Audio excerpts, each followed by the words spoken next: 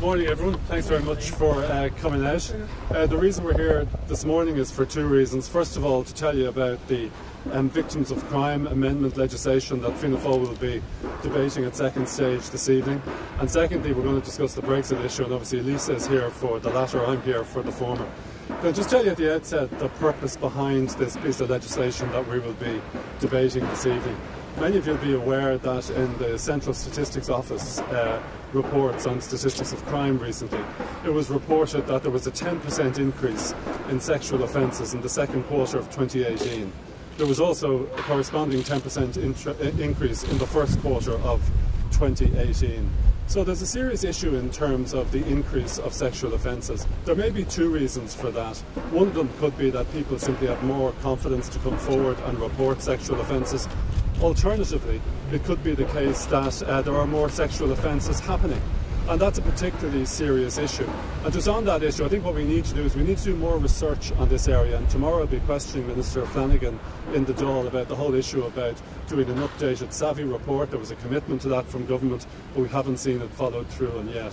Many of you will recall as well that last week 1 in 4 put out its report where it stated that there is still considerable concern amongst victims of sexual violence, gender-based violence, coming forward and making complaints. They find the criminal justice process intimidating, and more worryingly, from 1 in 4, we saw that their waiting list was now closed. They couldn't cope with the level of demand on their services.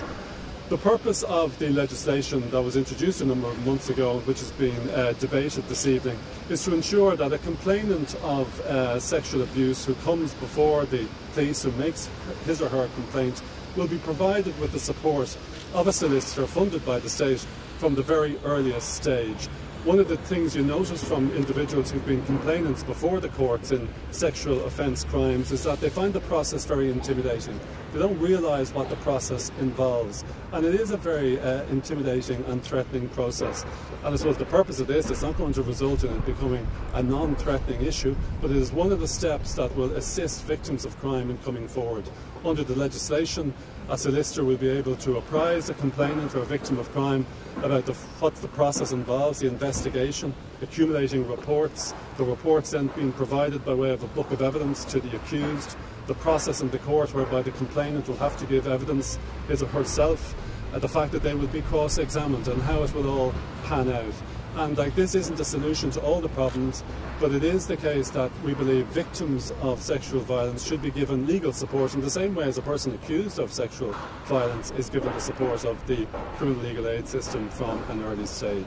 So that's what the process involves. I'm hoping to get support from all other members within Dáil.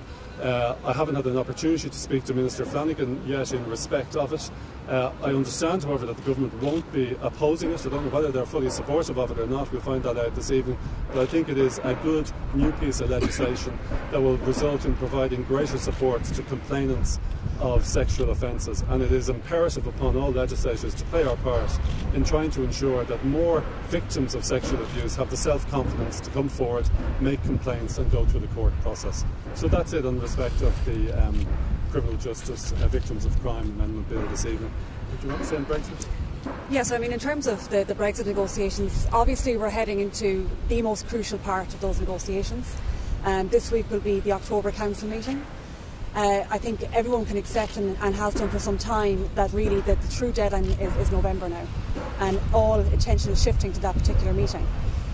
I think to echo the Taoiseach's words, and probably not strong enough, that it is frustrating and it is disappointing, but to add to that, it's quite worrying that we're at this late stage now where the Irish issue remains the unresolved issue.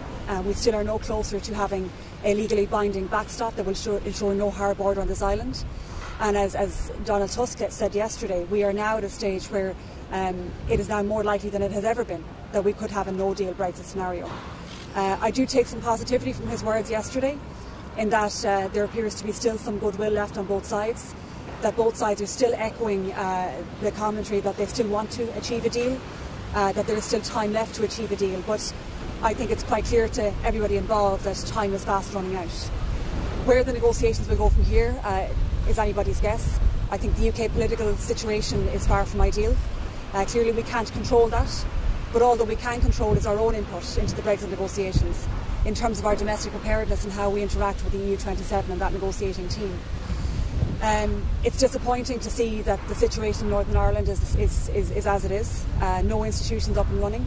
The sole voice for Northern Ireland currently is the Brexit minority, that of the DUP, and it is disappointing that Sinn Féin have failed to give a voice to the nationalist community in Northern Ireland at these crucial stages. To hear Arlene Foster sticking to her line, that her blood red lines, as she put it, that the union cannot be divided in any way, I think it lacks imagination, it lacks thinking outside of the box. And when the situation is there that Northern Ireland could potentially have the best of both worlds, it could have preferential access to the European Union market, and it could also have preferential access to the UK market while still being part of the Constitution of the United Kingdom. They have failed to even acknowledge that that is a possible outcome and that it could be of benefit to Northern Ireland. And I think it really is the citizens of Northern Ireland that will suffer at the end of the day. In a no-deal Brexit scenario, it is acknowledged by every political party on this island that a no-deal Brexit will be catastrophic for Ireland, not just the Republic but the entire island. We don't know what will prevail if that happens. What we do know is that if there is no withdrawal treaty, there is no transition agreement, there is no transition period. And that means that come next March we are at a crash-out situation. With 35% of our exports going to the UK, 50% of beef, and over 250,000 jobs in the agri-food sector supported by our trade with the UK. I think it's safe to say that it puts Ireland in a very precarious and vulnerable situation as the most affected member state in Brexit. And it's important as well to say that we do not have a veto on the ultimate withdrawal treaty vote. And also, we do stand to be the most affected. And whatever type of Brexit we get, even with an orderly, soft Brexit with a free trade arrangement in place, we will still be damaged. There's no way about that. The status quo is the preferable option, but we won't get to keep that. So all I can say in terms of the next couple of weeks, we need stability here in the Republic. We need stability within Leinster House. We need to present a united front nationally to the international community. And there's no doubt in my mind that London and Brussels are watching our domestic political situation to ensure that we do present that united front. Lisa, can we just ask Brendan Powell was just here before you? He said that he was picking from his PES colleagues across Europe, and there were some suggestions from governments that the Irish border issue may be postponed until sometime later in the process, then maybe in November or even December. Has Fianna Fáil get anything like that from its ALDE colleagues, and what's your reaction to what he said? I mean, there's lots of rumours flying around here in terms of the Irish border issue, and it's been no secret that the UK want to have that issue resolved through the future trading arrangement. But the position of the Irish government, the position of my party, Fianna Fáil, and the position of the EU negotiating team and Michel Barnier has always been that the Irish border issue is part of the withdrawal treaty.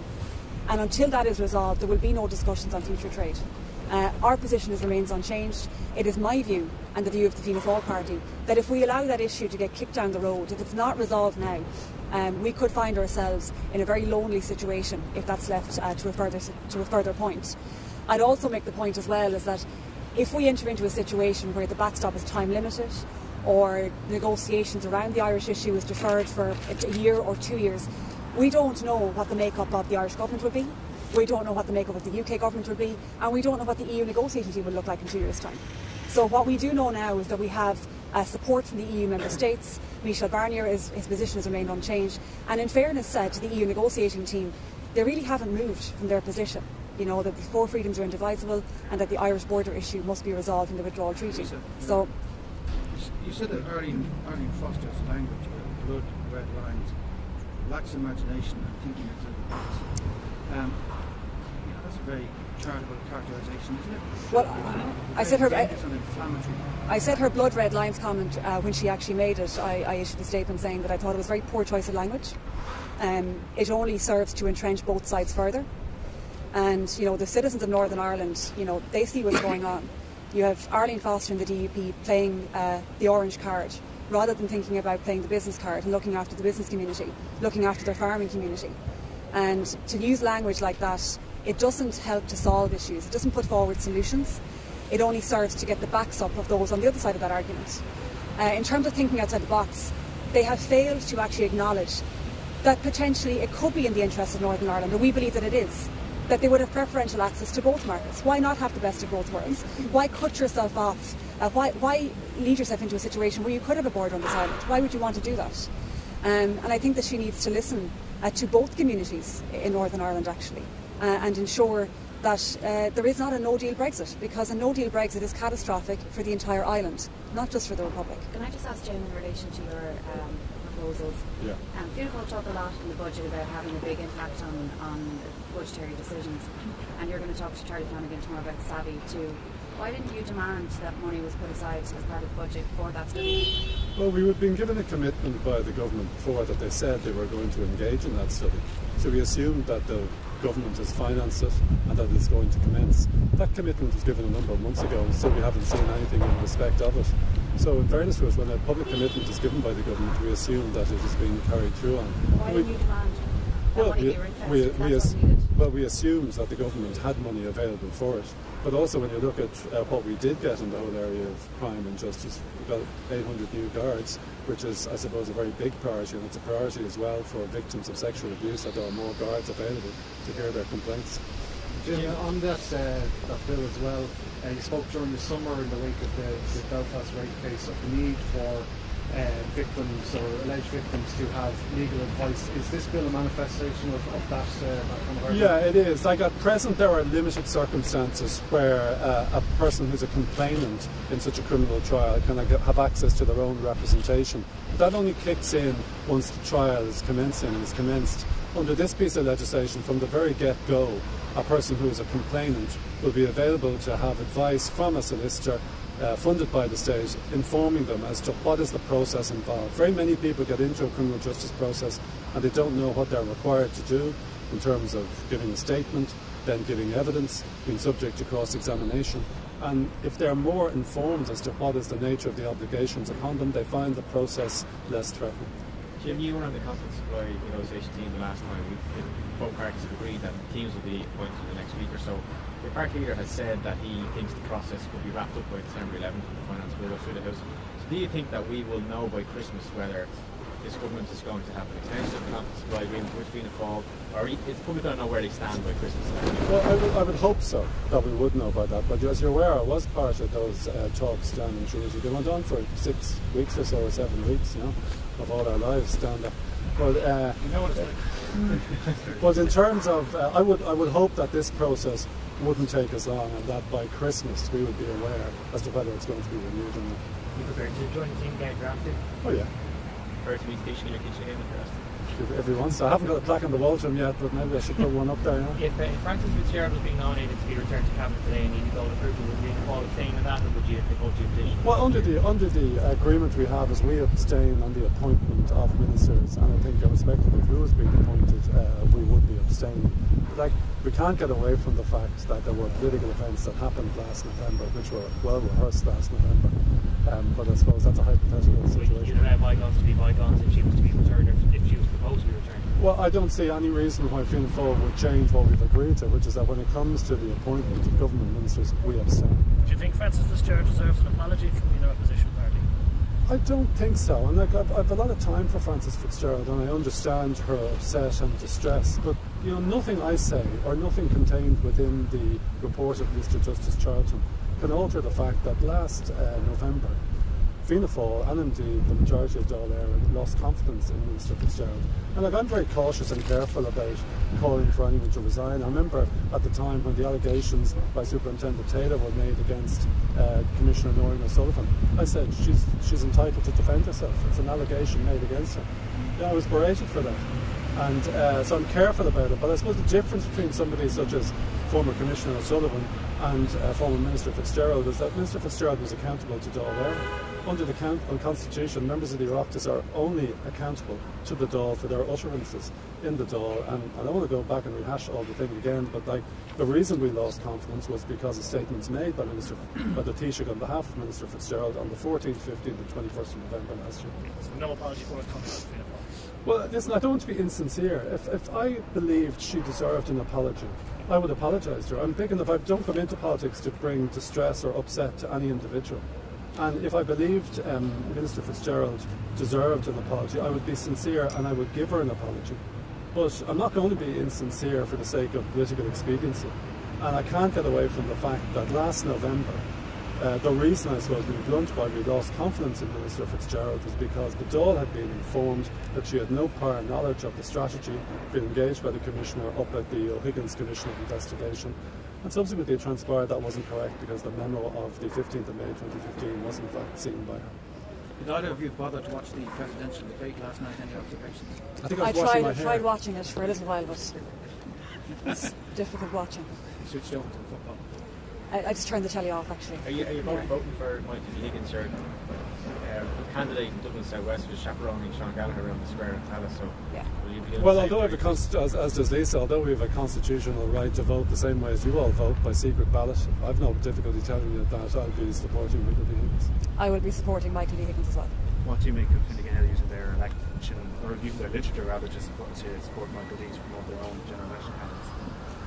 That's a matter for Fine Gael, and I think the public are wise enough and astute enough to make their own assessment of that.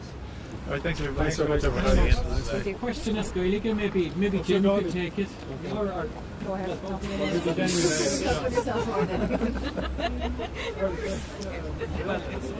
maybe Lisa could.